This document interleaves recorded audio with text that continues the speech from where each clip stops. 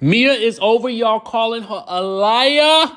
What you won't do is call her a liar. Skye Squad, we are back in the building. And of course, we got to talk our favorite subject to obsess over, and that is reality TV, baby. Reality TV, that is what we do. That's what we love. Okay, so let's get into the tea. Real Housewives of Potomac tea, that is. Mia Thornton. So about 13 hours ago, this is now, and by the way, this is making the news rounds right now, so I'm not the only person talking about this. But Mia Thornton tweeted, okay, I'm tired of this lying narrative, title, whatever y'all keep wanting to perpetuate. Like, seriously, F all y'all. So then a commenter responded, tell him, queen, you are the most open and honest one on there. And so Mia responded, and to be titled as a liar is what's unfortunate. Hashtag not worth it. Okay, so let's dissect this, shall we? Mia doesn't want to be called a liar, but the problem with that is we have seen a blatant instance on the show where she said something that just wasn't true. And that is that Chris Bassett, who we're going to also talk about in this video, was staring at her at the spring fling party that we saw in episode 1 of season 7 of The Real Housewives of Potomac. Now, when the camera went back and rolled the footage, it showed Chris Bassett not staring at Mia. So I think that's one of those instances where people are feeling like, hey, that's not the truth.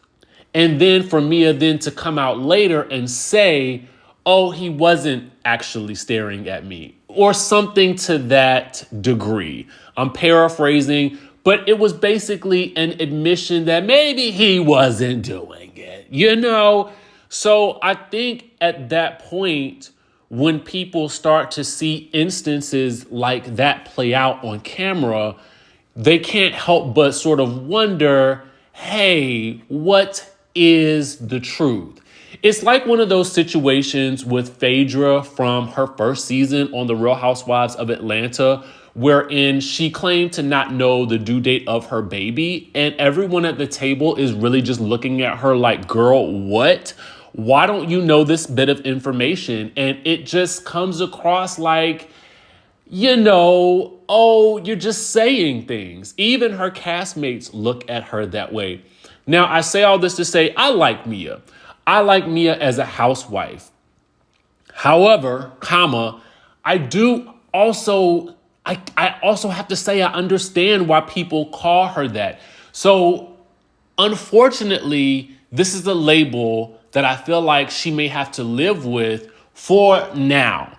I think the best that she can do is to continue to let her story play out and then prove that people are wrong about her by just living in her truth. That's really all you can do. You know, if you're going to be open about these aspects of your life in terms of, you know, intimate moments, you know, 3 ways and the sort, fine, continue along that path.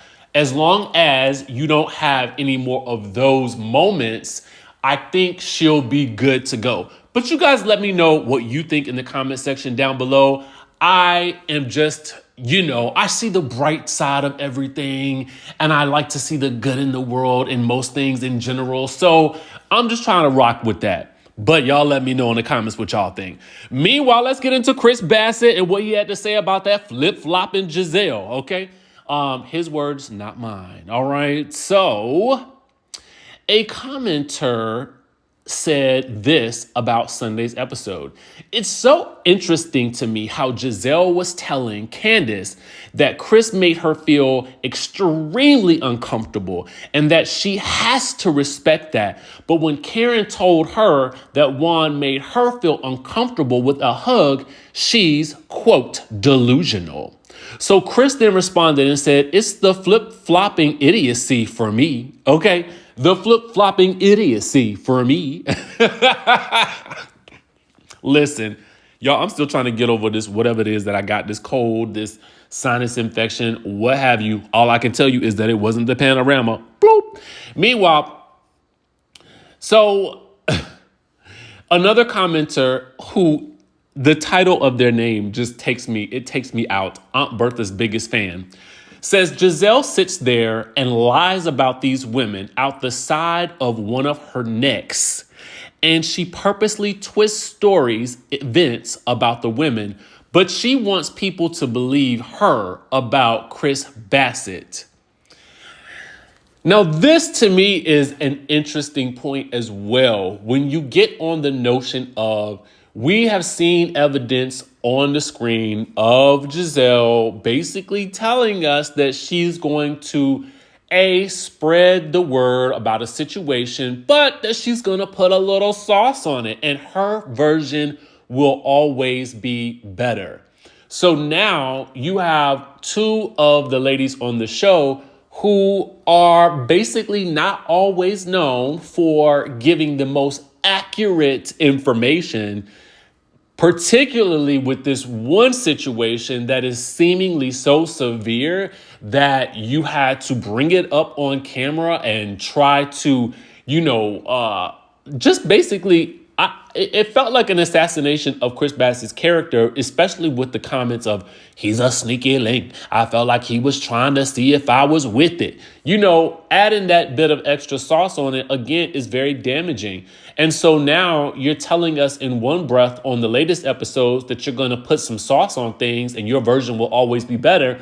But then you're also asking us to believe what you're saying. It's just, I get why people have this cognitive dissonance about what it is that she's saying. So to move on, Chris says, for 7 years, we have been watching her fail at playing telephone. But now, all of a sudden, she has an impeccable memory. #SureJan. And so then Candace chimes in and she says, SureJan is sending me. Okay. Now, in a previous interview with Page 6, and this is being reported on by Reality Blurb, by the way, Giselle has said, I know my truth and I know how I feel about things. And that's what I will speak on. There's things I haven't said to protect Candace's feelings because we were friends. But based on how Candace has reacted on social media and how she has played this all the way out and she's the victim, I no longer feel that way. I will not hold back at the reunion. Well, we will just happen to see whether or not she will hold back at that reunion. Listen, I can't even believe that we're still on this subject.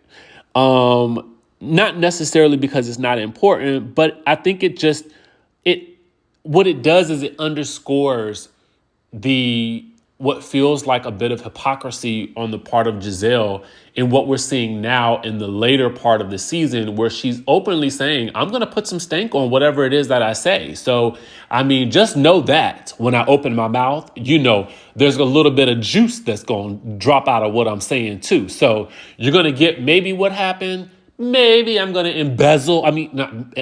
embellish. Okay. Embellish. Maybe I'm going to embellish.